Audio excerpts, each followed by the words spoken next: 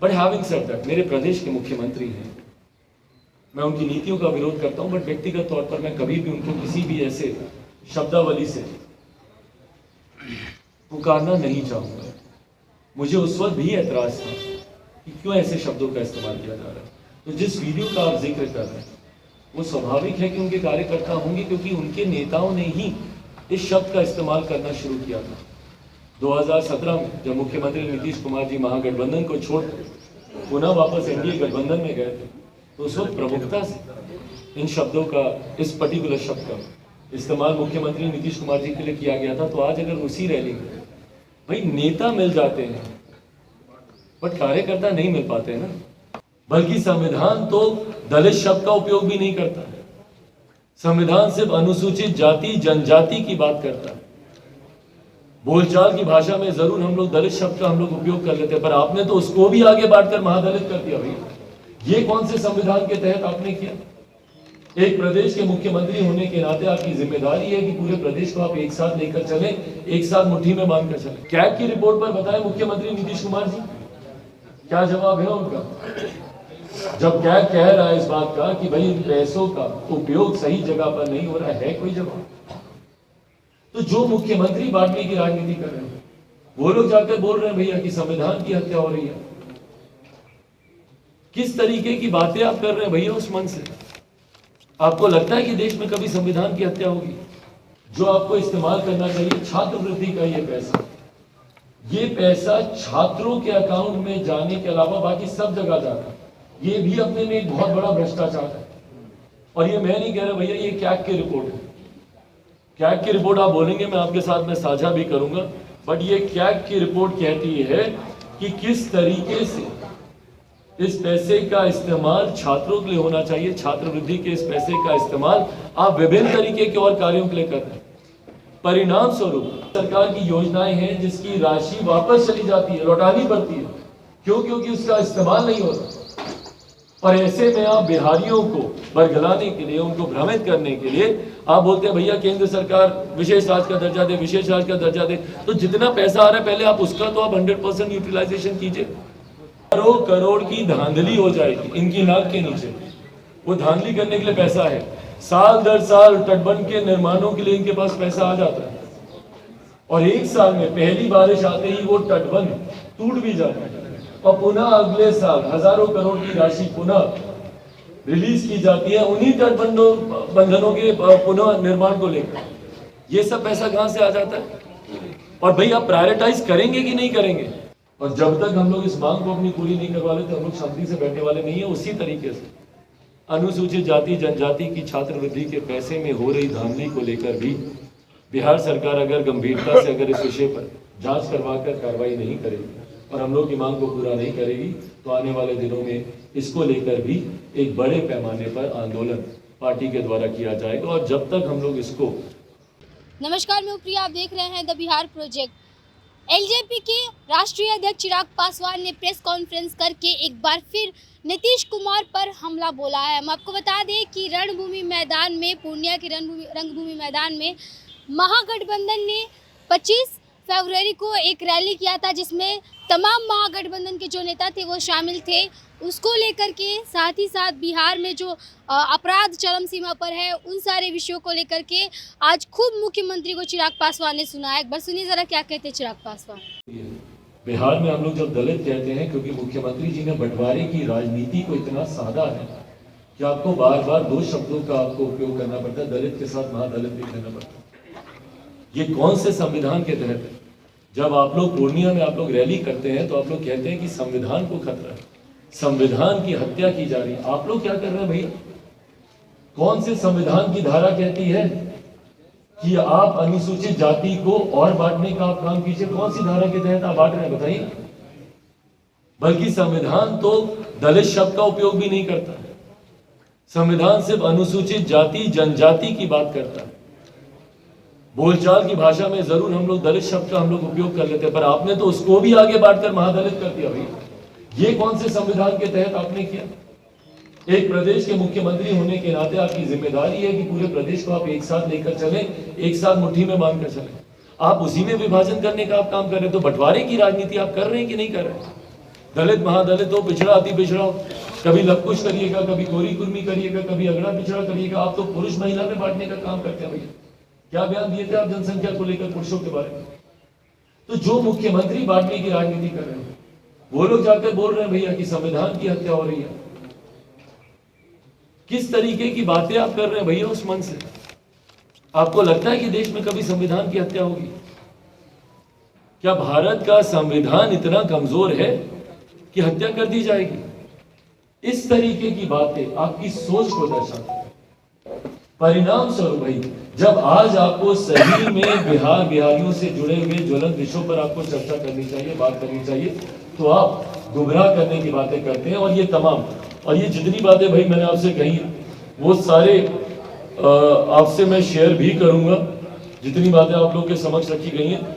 और अंत में एक विषय और आप लोग के समक्ष मैं रखूंगा कि ये पैसा जो आपको इस्तेमाल करना चाहिए, छात्रवृत्ति का ये पैसा छात्रों के अकाउंट में जाने के अलावा बाकी सब जगह जाता है। ये भी अपने में एक बहुत बड़ा भ्रष्टाचार है। और ये मैं नहीं कह रहा भैया, ये कैग की रिपोर्ट है। कैग की रिपोर्ट आप बोलेंगे, मैं आपके साथ में साझा भी करूंगा, बट ये कैग की रिपोर्ट कहती है कि किस तरीके से इस पैसे का इस्तेमाल छात्रों के लिए होना चाहिए। छात्रवृत्ति के इस पैसे का इस्तेमाल आप विभिन्न तरीके के और कार्यों के लिए कर रहे हैं।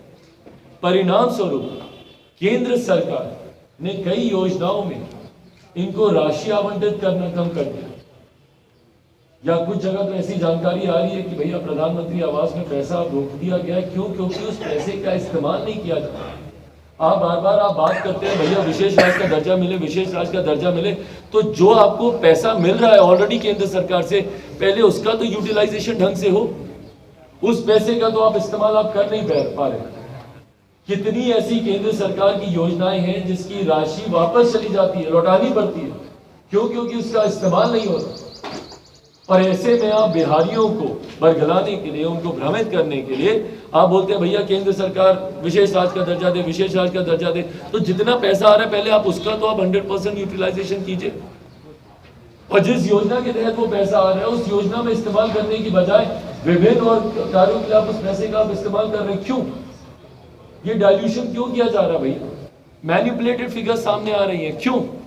भ्रष्टाचार की वजह से ना, ताकि इस पैसे को डाइवर्ट किया जाए और उस पैसे को कुछ लोग, कुछ अधिकारी और कुछ नेता अपनी जेब में उस पैसे को रख लें। इस सोच के साथ किया जाता है। कैग की रिपोर्ट पर बताएं मुख्यमंत्री नीतीश कुमार जी, क्या जवाब है उनका? जब कैग कह रहा है इस बात का कि भाई इन पैसों का उपयोग सही जगह पर नहीं हो रहा है कोई जवाब? तो हम लोग भाई मांग करते हैं बिहार सरकार से कि बिहार सरकार इस विषय को गंभीरता से ले। गंभीरता से नहीं लेती है तो आने वाले दिनों में जिस तरीके से बिजली को लेकर बिहार के हर एक जिले में, और आने वाले दिनों में बिजली के विषय को लेकर बिहार के हर प्रखंड और पंचायतों तक भी हम लोग जाएंगे। और जब तक हम लोग इस मांग को अपनी पूरी नहीं करवा लेते हम लोग शांति से बैठने वाले नहीं है। उसी तरीके से अनुसूचित जाति जनजाति की छात्रवृत्ति के पैसे में हो रही धांधली को लेकर भी बिहार सरकार अगर गंभीरता से अगर इस विषय पर जांच करवाकर कार्रवाई नहीं करेगी और हम लोग की मांग को पूरा नहीं करेगी तो आने वाले दिनों में इसको लेकर भी एक बड़े पैमाने पर आंदोलन पार्टी के द्वारा किया जाएगा। और जब तक हम लोग इसको सही तौर पर लागू नहीं करवा लेते तब तक पार्टी शांत नहीं रहेगी। अब इसके अलावा कोर्ट में कि हमारे पास पैसा नहीं है। हाँ बताइए, पैसा नहीं है आपके पास? हाँ, सरकार बोले कि पैसा नहीं है, कहाँ से देंगे? हाँ, तो जो केंद्र सरकार पैसा दे रही है उसका आप क्या कर रहे हैं? और पैसा भ्रष्टाचार की देन चढ़ाने के लिए मुख्यमंत्री जी के पास है, महंगी बिजली खरीदने के लिए इनके पास पैसा है। पर जब छात्रों की बात आती है, बिहार के भविष्य की बात आती है, तो ये बोलते हैं भैया पैसा नहीं है इनके पास। हजारों करोड़ की धांधली हो जाएगी इनकी नाक के नीचे। वो धांधली करने के लिए पैसा है। साल दर साल तटबंध के निर्माणों के लिए इनके पास पैसा आ जाता है और एक साल में पहली बारिश आते ही वो तटबंध टूट भी जाता है और पुनः अगले साल हजारों करोड़ की राशि पुनः रिलीज की जाती है उन्हीं तटबंधों के पुनः निर्माण को लेकर। ये सब पैसा कहां से आ जाता है? और भाई आप प्रायोरिटाइज करेंगे कि नहीं करेंगे? बिहार के युवा, बिहार के छात्र आपकी प्राथमिकता में मुख्यमंत्री नीतीश कुमार जी हैं कि नहीं है, या पूर्णतः युवा विरोधी हो गए? आपको प्रायोरिटाइज करना होगा कि भाई कौन सी योजना में पहले आपको पैसा देना है। बजटिंग इसी को तो कहा जाता है। आप क्या बजट आप बनाते हैं फिर? आप अगर बिहार का भविष्य ही बर्बाद कर दीजिएगा, छात्रों का भविष्य ही अगर आप अंधेरे में डाल दीजिएगा, तो किस उज्जवल बिहार के भविष्य के निर्माण की आप कल्पना कर रहे हैं भैया? तो जब ये बोलते हैं कि पैसा नहीं है, ये पैसा देन चढ़ता है इनके भ्रष्टाचार की, और ये पैसा देन में जाता है इनके अधिकारी और इनके नेताओं की जेब में। अनुसूचित जाति का पैसा कहाँ गया? भाई बताए मुख्यमंत्री नीतीश कुमार जी, कहाँ गया?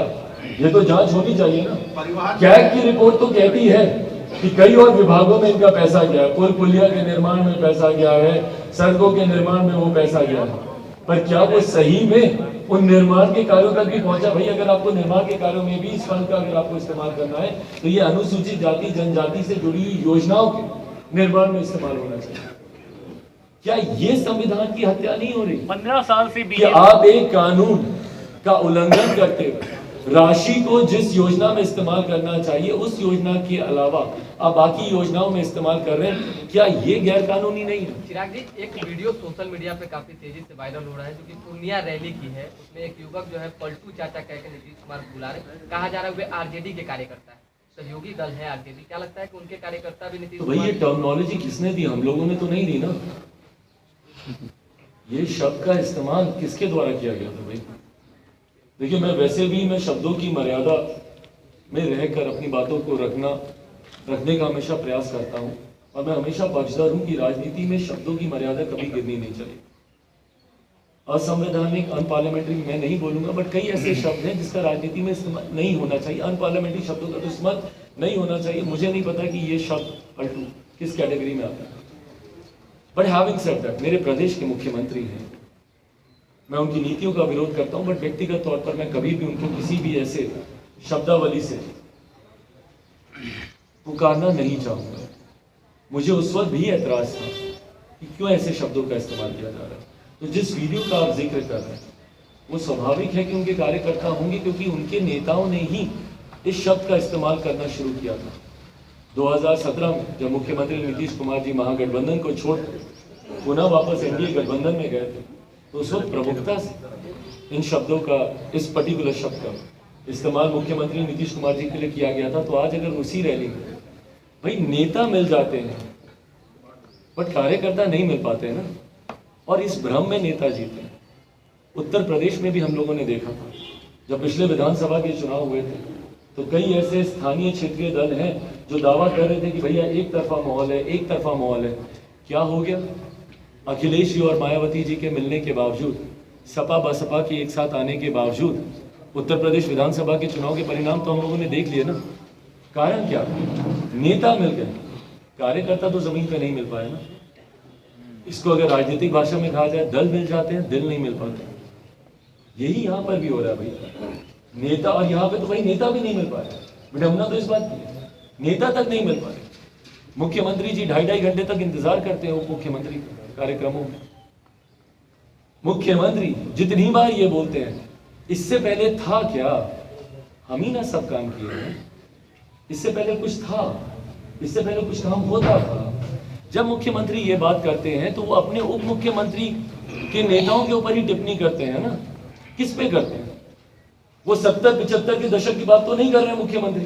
विकल्प किसका बन के आए थे? 90 के दशक का विकल्प बन के आए थे, तो उन्हीं पर उंगली उठाते हैं। तो यहाँ तो भाई नेता भी नहीं मिल पाए, तो कार्यकर्ता तो इस तरीके की भाषा का इस्तेमाल करेंगे, और इसका खामियाजा अगले विधानसभा के चुनाव में भी देखिएगा। मैं बार बार बोलता हूँ, नेगेटिव वोटिंग होती है, नेगेटिव वोटिंग होती है। तो जैसे कि आपने सुना, चिराग पासवान ने साफ तौर पर मुख्यमंत्री और सरकार पर सवाल खड़ा कर दिया। इसके साथ ही उन्होंने ये कहा कि जो बिहार में लगातार अपराध की घटनाएं हैं वो बढ़ती नज़र आ रही है, और मुख्यमंत्री जो हैं वो बस ये बोलते हैं कि उनको कुछ पता नहीं है। इसके साथ ही उन्होंने जो स्टूडेंट्स के मुद्दों को कहा कि स्टूडेंट्स जो है वो लगातार नौकरी पाने के लिए दर बदर की ठोकरें खा रहे हैं, लेकिन सरकार जो है वो किसी भी तरह की सुनवाई करने को मंजूर नहीं है, बशर्ते बस लाठी चार्ज करने के अलावा। इसके साथ ही उन्होंने कहा कि जो रंगभूमि मैदान में महागठबंधन ने महारैली किया था वो सिर्फ एक कहा जा सकता है कि जो संविधान है, जो लोकतंत्र है, उसको एक तरह से जो है धाराशाही करने का काम किया गया है। जब सत्ताधारी पार्टी खुद रैली कर रही है। ऐसा पहली बार हुआ है जब सत्ता में रहते हुए कोई पार्टी है जो रैली कर रही है। इस तरह का जो रैली होता है वो शक्ति प्रदर्शन किया जाता है, क्योंकि जो रैली महागठबंधन ने किया था उसमें सिर्फ अपने उपलब्धियों को गिनाया गया था। वो भी उस उपलब्धि को जिसकी आज जो बिहार है वो खामियाजा भुगत रही है। अपराध को गिनाया गया था, लेकिन अपराध जो है वो बिहार में चरम सीमा पर है और बिहार के लिए उस रैली में कुछ विशेष नहीं दिया गया था। इसके साथ ही उन्होंने कहा कि जो है अमित शाह को जो जिस दिन आए उस दिन वो रैली का आयोजन इसलिए किया गया था ताकि वो उनको अपना शक्ति दिखा सके। बस यही महागठबंधन का उद्देश्य है। अपराधी जो है वो बेलगाम घूम रहे हैं। इन सारी बातों के साथ चिराग पासवान ने फिर से मुख्यमंत्री और नीतीश सरकार को घेरा। तो ये थी चिराग पासवान की बातें। बने रहिए हमारे साथ, देखते रहिए द बिहार प्रोजेक्ट। धन्यवाद।